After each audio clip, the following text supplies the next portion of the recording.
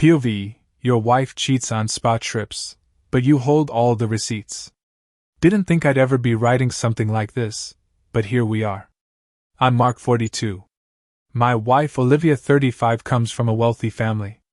Think old money, country club, vacation homes, private school type of rich. I didn't grow up like that. My dad worked construction, my mom was a nurse, and I busted my ass to build a stable career in IT. When Olivia and I got together, I thought we balanced each other out, her world of glam, my world of grit. At first, it was exciting.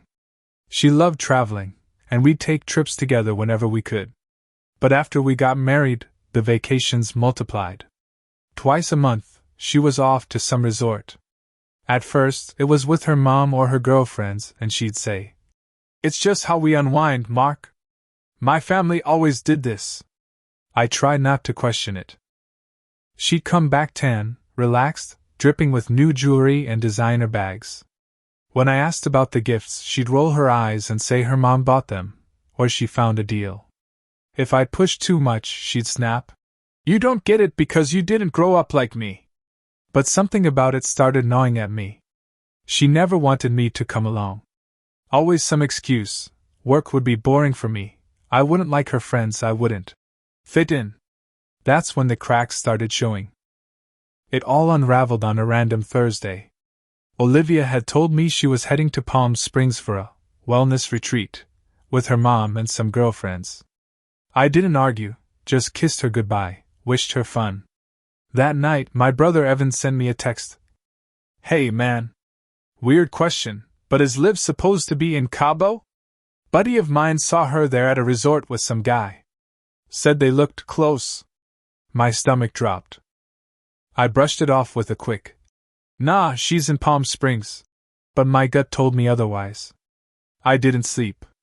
I kept picturing her laughing with some stranger, doing the things she used to do with me. By morning, I caved and called a private investigator, a friend of Evan's who owed him a favor. I felt like a crazy man, but something in me needed to know. 3 days later, the photos came in. There she was, my wife, in Cabo. Bikini-clad, lounging on a pool float, sipping champagne. Draped over her wasn't her mom or a girlfriend. It was some older guy in sunglasses. His hand was on her thigh, and she was leaning down to kiss him. One picture gutted me, Olivia straddling him in the shallow end, her head thrown back, champagne glass raised like she'd won the lottery. I stared at those photos until my vision blurred. My chest felt like it was caving in. She hadn't just lied about where she was. She'd built an entire second life on those trips. And I'd been too blind, or too trusting, to see it. Olivia came back from her Palm Springs wellness retreat, glowing, sun-kissed, and smug. She breezed through the door with a new designer bag on her arm and tossed her sunglasses onto the counter like she was in some movie. "Did you miss me?" she said, leaning down to kiss my cheek. I pulled back and slid the manila envelope across the table. "How was Cabo?" Her smile faltered. Just for a second, but I saw it. She picked up the envelope, flipped through the photos, and her face went from pale to furious in 5 seconds flat. "You hired someone to spy on me?" she snapped. "Do you have any idea how insane that is?" I clenched my jaw. "You told me you were in Palm Springs with your mom. Instead, you were riding some guy like a pool toy." Her eyes narrowed, and then the bitchin' mask dropped into place. She tossed the photos back at me and sneered. "So what if I had some fun? He bought me champagne. He bought me jewelry.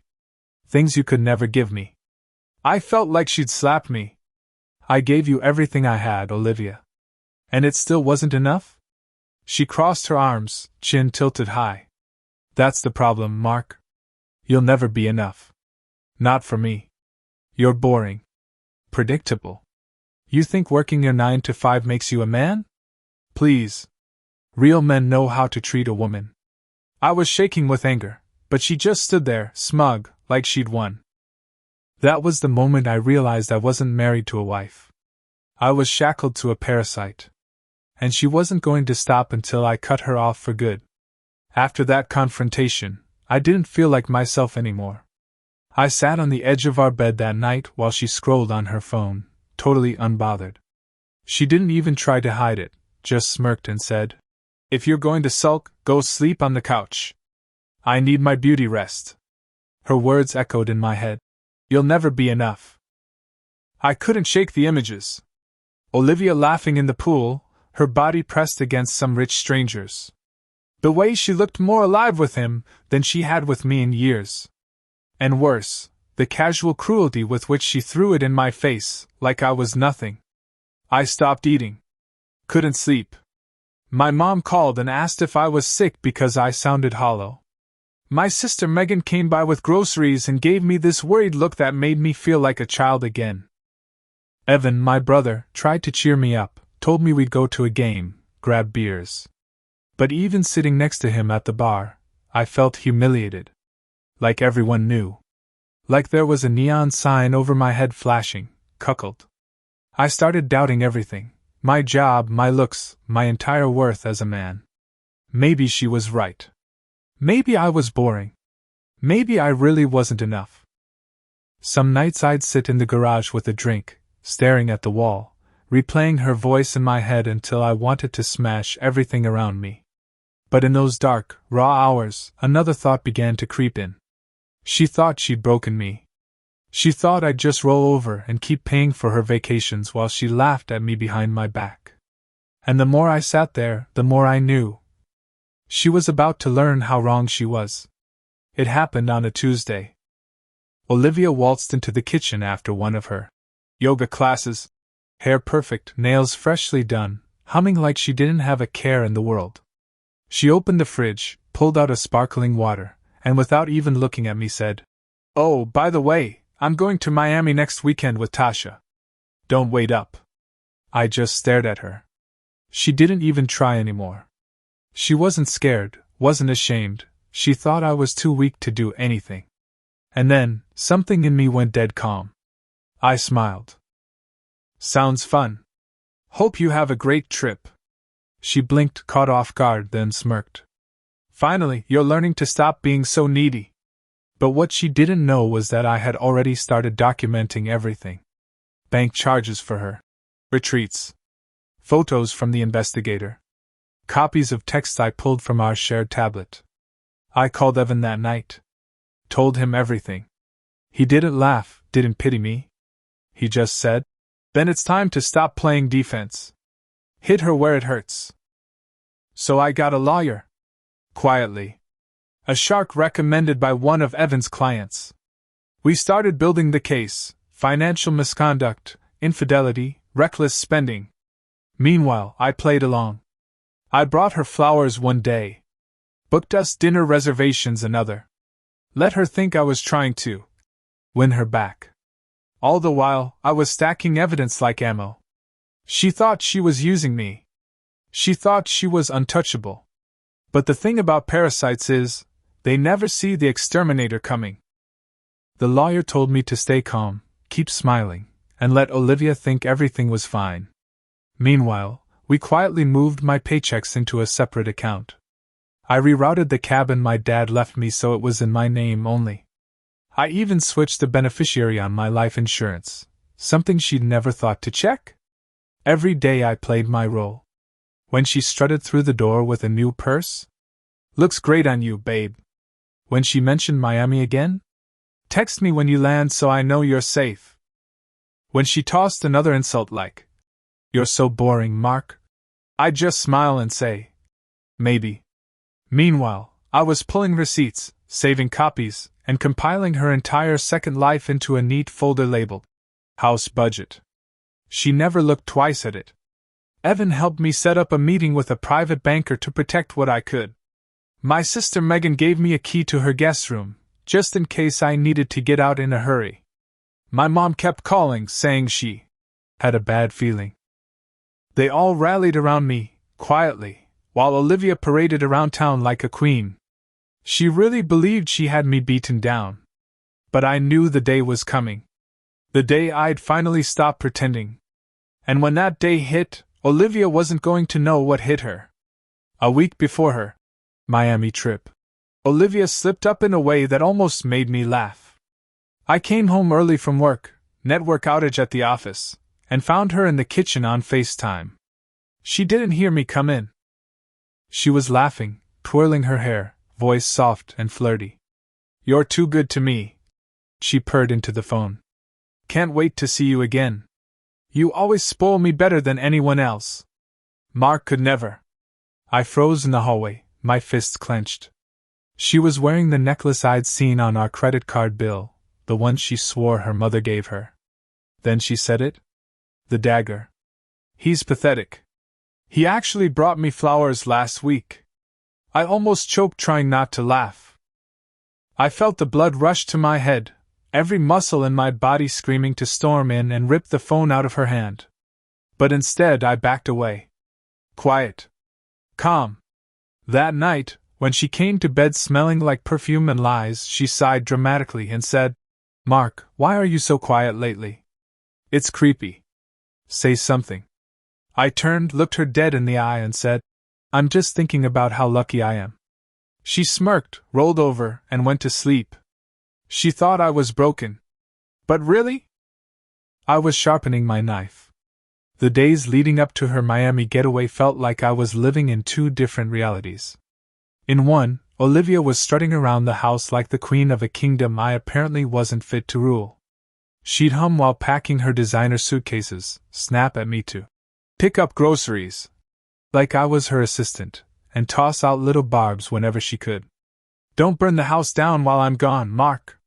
Try not to miss me too much." You know, some husbands encourage their wives to live a little. And in the other reality, I was lining up the final pieces of her downfall.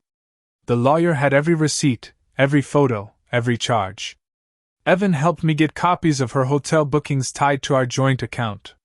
Megan, bless her, said she'd testify about overhearing Olivia brag at a brunch once, laughing about how resorts are more fun when men pay the bills.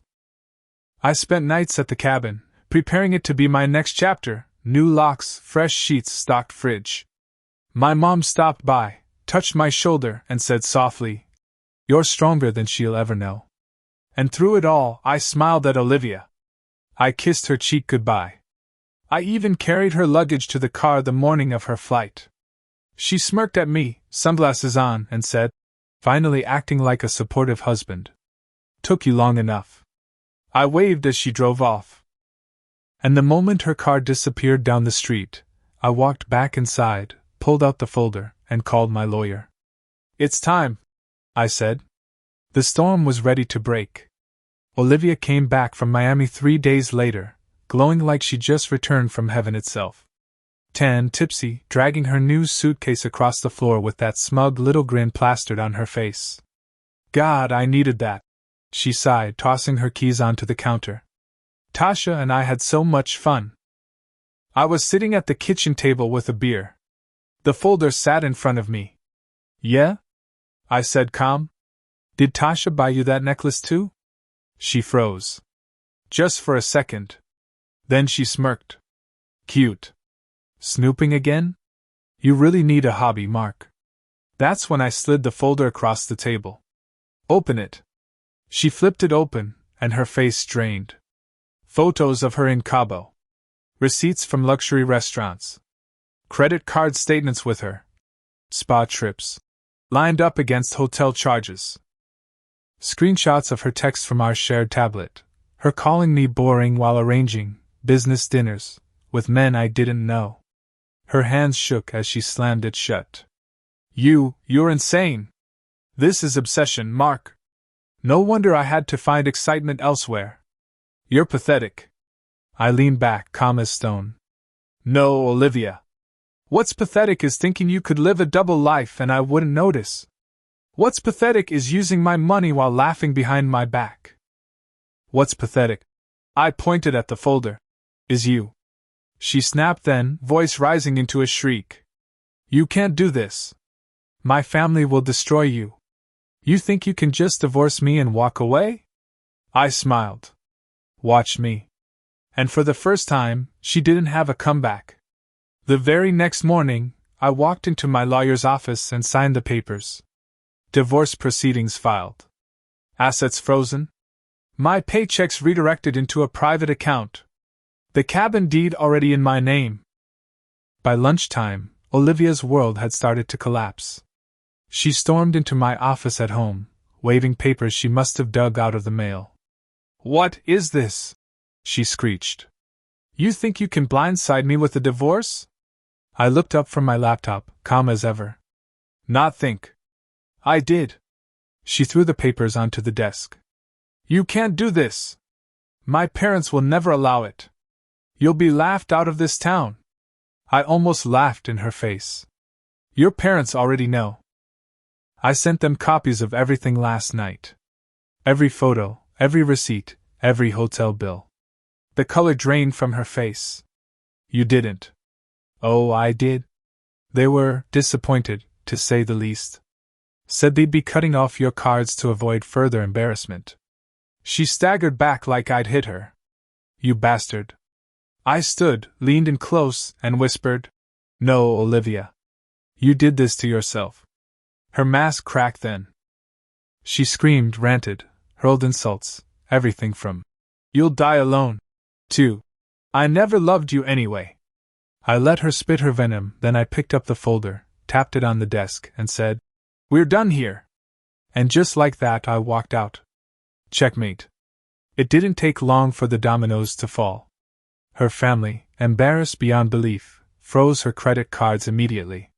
Her father even called me, voice tight with shame, and said, "We'll take care of the PR side." "But you did the right thing, son." First time he'd ever called me son. The resort men? Gone. Turns out they weren't exactly lining up to bankroll a disgraced socialite who no longer had daddy's money behind her.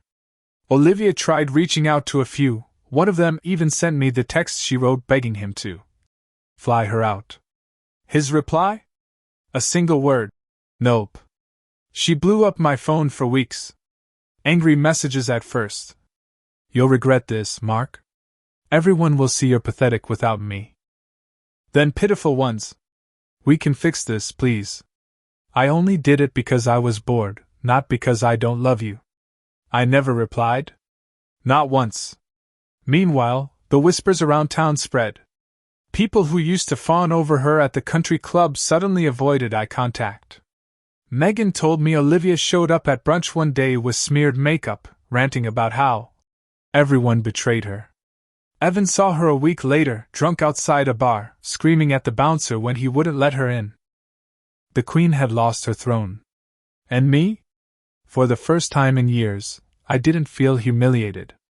I felt free. Walking out of that house with my duffel bag was the hardest thing I've ever done. I left behind the furniture, the wedding photos, even the damn coffee maker she always claimed was hers. The first nights at my dad's old cabin were brutal. Too quiet. I'd wake up at 3 a.m., reaching for someone who wasn't there, then remember exactly why. I'd sit on the porch with a glass of whiskey, staring at the lake, and hear her voice on repeat in my head. "You'll never be enough." For a while, I believed it. But little by little, the silence stopped feeling empty. It started to feel like peace. I went on runs by the lake in the mornings, lungs burning, sweat pouring, but every step felt like I was shaking off her poison. I dusted off my dad's fishing rods and spent whole afternoons by the water, catching nothing but finding everything I needed. My mom drove up one weekend with a casserole and sat across from me at the table. She took one look at me and said, "You're lighter now. Don't let her words live rent-free in your head, son." Megan brought her kids by, and we made s'mores by the fire pit. My nephew looked up at me and said, "Uncle Mark, you smile more now." That night, sitting by the crackling fire, I realized he was right. I wasn't healed yet. But I was finally starting to live again. A couple months after the divorce papers were filed, I realized something. For the first time in years, my life was mine. No more covering Olivia's lies. No more bending over backward to keep her happy. No more shame when she'd strut around like she owned the world. So I started small. I signed up for a woodworking class at the community center. I built a coffee table that was crooked as hell, but it was mine. Every nail I hammered in felt like a little victory. I dusted off my passport, too. Booked a solo trip to Colorado, not a flashy resort, just the Rockies. Hiked trails that left me breathless, sat under the stars with nothing but silence around me. For the first time, I felt small in a good way. Evan dragged me to the gym with him. At first it was about burning off rage, but soon I started enjoying it. Watching the weight go up, seeing definition come back, it was like I was piecing myself together rep by rep. And then there were the little joys I'd forgotten. Cooking a steak just the way I like it. Playing catch with Megan's kids in the yard. Cracking a beer on the cabin porch at sunset, and not worrying about what lie was about to walk through the door. I wasn't just healing. I was rebuilding. Brick by brick, hobby by hobby, smile by smile. And for the first time, I wasn't doing it for someone else. I was doing it for me. 6 months out, I barely recognized the guy who used to sit in a kitchen, begging for scraps of affection from a woman who despised him. The cabin wasn't just a retreat anymore, it was home. I painted the walls, strung up lights on the porch, and even built a fire pit out back. Jenna's kids called it Uncle Mark's Fort, and I loved the sound of that. I had a routine now. Runs by the lake in the morning. Work during the day without someone mocking my boring job. Woodworking classes at night. Weekends spent with family instead of covering for a wife who was off drinking champagne with strangers. And then came something I didn't expect, Claire. We met in the woodworking class. She was making a bookshelf. I was still fumbling with crooked tables. She laughed at my mess-ups, I laughed at hers, and before long we were grabbing coffee after class. She was different. Grounded. No games, no hidden agendas. When she looked at me, she actually saw me. I don't know where it will go, and honestly, I'm not in a rush. What matters is I'm open to it. For the first time in a long time, I'm not afraid of what comes next. Because I know who I am now. And I know I'll never let anyone make me feel small again. When I look back now, it almost feels like it happened to someone else. That version of me, the man begging his wife for crumbs, believing her when she called him boring, pathetic, not enough, he's gone. Olivia thought she broke me. Truth is, she set me free. Yes, her betrayal gutted me. The lies, the humiliation, the photos I can never unsee, they left scars. But scars don't mean weakness. Scars mean you survived. And I did more than survive. I rebuilt. I found peace in silence, pride in my own 2 hands, joy in family, and even hope for love again. If there's one thing I'd tell anyone reading this who's been cheated on, it's this: don't let their betrayal define you. Their lies aren't your truth. Their emptiness isn't your failure. You will question yourself. You'll wonder if you weren't enough. But I promise you, if they cheated, it's because they weren't enough. So gather your strength. Protect yourself. And when you're ready, walk away with your head high. Because sometimes, the greatest revenge isn't destroying them. It's living so well they become nothing more than a story you tell by a fire, with a smile, knowing you made it out. And I did. I made it out. I have many other stories. Go to my channel, subscribe so you don't lose us. Give me a thumbs up.